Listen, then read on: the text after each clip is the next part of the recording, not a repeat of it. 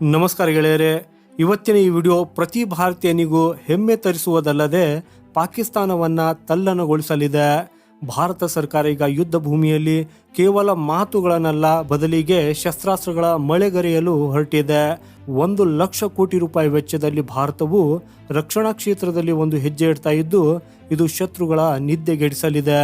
DRDOದ QRSAM system ಶತ್ರುಗಳ ವಿಮಾನಗಳನ್ನು ಪತ್ತೆ ಹಚ್ಚುವ ವಿಮಾನಗಳು ಮತ್ತು ಸಮುದ್ರದಲ್ಲಿ ಅಡಗಿರುವ ಶತ್ರುಗಳನ್ನ ಪತ್ತೆ ಹಚ್ಚುವ ಅಂಡರ್ ವಾಟರ್ ವೆಹಿಕಲ್ಗಳು, ಇವೆಲ್ಲವನ್ನ ಈ ಒಪ್ಪಂದದಲ್ಲಿ ಸೇರಿಸಲಾಗಿದೆ. ಹಾಗೂ ಇದು ಆಪರೇಷನ್ ಸಿಂಧೂರ್ ನಂತರ ರಕ್ಷಣಾ ಸಚಿವಾಲಯದ ಅತಿ ದೊಡ್ಡ ದಾಳಿಯಾಗಿದೆ. ಸೊ ಗೆಳೆಯರೆ, ಮೊದಲ ಮತ್ತು ಅತಿ ದೊಡ್ಡ ಪ್ರಸ್ತಾವನೆ QRSAM ಸಿಸ್ಟಮ್, ಅಂದ್ರೆ quick reaction surface to air missile system. ಇದು DRDOದ ಸ್ವದೇಶಿ ಶಕ್ತಿಯಾಗಿದ್ದು, ಇದನ್ನ ಈಗ ಭಾರತೀಯ ಸೇನೆಯ 3 ಹೊಸ ರೆಜಿಮೆಂಟ್ಗಳಿಗೆ ಹಸ್ತಾಂತರಿಸಲಾಗುವುದು. ಸೊ ಈಗ ಇದರ ವಿಶೇಷತೆಗಳೇನು ಅನ್ನೋದರ ಬಗ್ಗೆ ತಿಳಿದುಕೊಳ್ಳೋಣ. ಆಕ್ಚುಲಿ ಇದು 25ರಿಂದ 30 ಕಿಲೋಮೀಟರ್ ದೂರದಲ್ಲಿ ಹಾರಾಡುತ್ತಿರುವ ಶತ್ರುಗಳ ವಿಮಾನ, ಡ್ರೋನ್ ಅಥವಾ ಕ್ಷಿಪಣಿಯನ್ನ ಕೆಲವೇ ಸೆಕೆಂಡುಗಳಲ್ಲಿ ಹೊಡೆದುಳಿಸಬಲ್ಲದು. ಇದರ ರೆಡಾರ್ 360 ಡಿಗ್ರಿ ರೇಂಜ್ ಅನ್ನ ನೀಡ್ತದೆ. ಅಂದರೆ ಪಾಕಿಸ್ತಾನದ ಗಡಿಯಿಂದ ನುಸುಳುವ ಯಾವುದೇ ಪ್ರಯತ್ನ ಅಸಾಧ್ಯವಾಗಲಿದೆ. ಇದರ ಟ್ರ್ಯಾಕಿಂಗ್ ಮತ್ತು ಲಾಂಚಿಂಗ್ ಇವೆರಡು ಮೊಬೈಲ್ ಪ್ಲಾಟ್ಫಾರ್ಮ್ಗಳನ್ನು ಆಧರಿಸಿವೆ. ಅಂದರೆ ಶೂಟ್ ಆ್ಯಂಡ್ ಸ್ಕೂಟ್ ತಂತ್ರಜ್ಞಾನ. ಪಾಕಿಸ್ತಾನದ ಗಡಿಯಲ್ಲಿ ಉದ್ವಿಗ್ನತೆ ಹೆಚ್ಚಾದಂತೆ ಭಾರತ ಇಂಥ ವ್ಯವಸ್ಥೆಗಳಿಂದ ತನ್ನನ್ನು ತಾನು ಸುರಕ್ಷಿತವಾಗಿರಿಸಿಕೊಳ್ಳುವುದಲ್ಲದೆ ಯಾವುದೇ ದಾಳಿ ಆಗಿರಲಿ ಅದಕ್ಕೆ ಸಿದ್ಧವಾಗುತ್ತಿದೆ.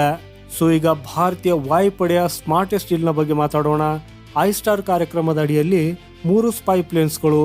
ಐಸ್ಟಾರ್ ಅಂದ್ರೆ ಇಂಟೆಲಿಜೆನ್ಸ್, ಸರ್ವಿಲೆನ್ಸ್, ಟಾರ್ಗೆಟಿಂಗ್ ಅಂಡ್ ರೀಕನೆಸೆನ್ಸ್. ಈ ವಿಮಾನಗಳು ಆಕಾಶದಿಂದ ಶತ್ರುಗಳ ಪ್ರತಿಯೊಂದು ಚಲನವಲನವನ್ನ ಪತ್ತೆ ಹಚ್ಚುತ್ತವೆ. ಅದು ಗಡಿಯ ಸಮೀಪ ನುಸುಳುವ ಯೋಜನೆ ಆಗಿರಲಿ ಅಥವಾ ಶಸ್ತ್ರಾಸ್ತ್ರಗಳ ನಿಯೋಜನೆ ಆಗಿರಲಿ. ಹಾಗೂ ಇವುಗಳನ್ನ ವಿದೇಶಿ ತಯಾರಕರಿಂದ ಖರೀದಿಸಲಾಗುವುದು. ಆದರೆ ಅಪ್ಗ್ರೇಡ್ ಮತ್ತು ಭಾರತೀಯ ಅಗತ್ಯಗಳಿಗೆ ಅನುಗುಣವಾಗಿ ನಮ್ಮದೇ DRDO ವಿಶೇಷವಾಗಿ CBAS centre for airborne system customisation ಮಾಡಲಿದೆ.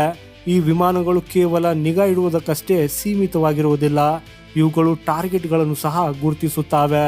ಸೊ ಇದರಿಂದಾಗಿ ಸರ್ಜಿಕಲ್ ಸ್ಟ್ರೈಕ್ಗಳು ಮತ್ತು ಏರ್ ಸ್ಟ್ರೈಕ್ಗಳು ಈ ಮೊದಲಿನದಕ್ಕಿಂತ ಹೆಚ್ಚು ನಿಖರವಾಗಿರ್ತವೆ. ಸೊ ಈಗ ಭಾರತದ ಕಡಲ ಶಕ್ತಿಯ ಬಗ್ಗೆ ಮಾತಾಡೋಣ. ಭಾರತೀಯ ನೌಕಾಪಡೆಗೆ ಪ್ರೆಷರ್ ಬೇಸ್ಡ್ ಮೂರ್ಡ್ ಮೈನ್ ಸಿಗುತ್ತಿವೆ.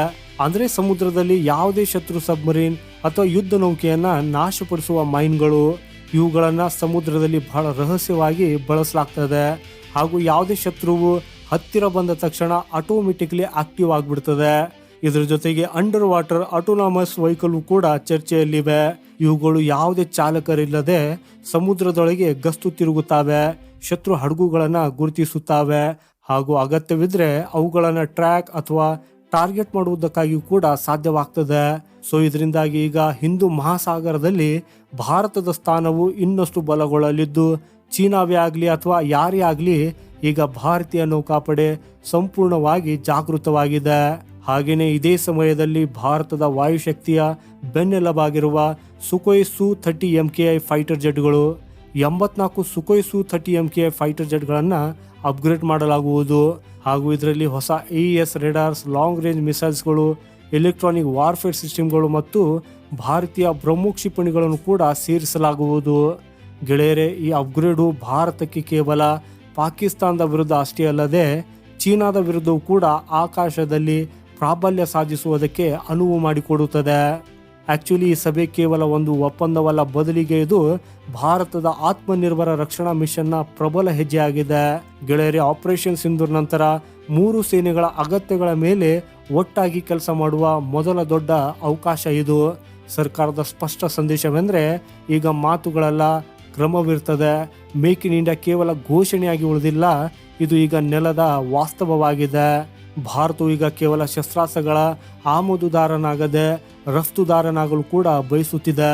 ಒಟ್ಟಾರೆಯಾಗಿ ಗೆಳೆಯರೆ, 1,00,000 ಕೋಟಿ ರೂಪಾಯಿಗಳ ಈ ನಿರ್ಧಾರ ಕೇವಲ ರಕ್ಷಣಾ ಕ್ಷೇತ್ರದ ಒಪ್ಪಂದವಲ್ಲ, ಇದು ದೇಶದ ಭವಿಷ್ಯದ ಅಡಿಪಾಯ. ಇಲ್ಲಿ ಪ್ರತಿ ಕ್ಷಿಪಣಿ, ಪ್ರತಿ ವಿಮಾನ ಮತ್ತು ಪ್ರತಿ ಮೈನ್ ಶತ್ರುಗಳಿಗೆ ಒಂದೇ ಸಂದೇಶವನ್ನು ನೀಡ್ತದೆ: ಭಾರತ ಈಗ ಸಂಪೂರ್ಣವಾಗಿ ಸಿದ್ಧವಾಗಿದೆ ಅಂತ.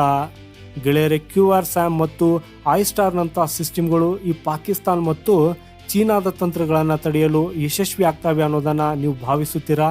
ಹಾಗಾದರೆ ಕೆಳಗೆ ಕಮೆಂಟ್ ಬಾಕ್ಸಲ್ಲಿ ಹೌದು ಅಥವಾ ಇಲ್ಲ ಅಂತ ಕಮೆಂಟ್ ಮಾಡೋದ್ರ ಮೂಲಕ ನಮಗೆ ತಿಳಿಸಿ. ಮಾಹಿತಿ ಇಷ್ಟವಾದರೆ ವಿಡಿಯೋನ ಲೈಕ್ ಮಾಡುತ್ತಾ ಚಾನೆಲ್ ಸಬ್ಸ್ಕ್ರೈಬ್ ಮಾಡೋದನ್ನು ಮರೆಯದಿರಿ. ಸಿಗೋಣ ಮುಂದಿನ ಮತ್ತೊಂದು ಅಪ್ಡೇಟ್ ಒಂದಿಗೆ. ವಂದೇ ಮಾತರಂ. ಭಾರತ್ ಮಾತಾ ಕಿ ಜೈ.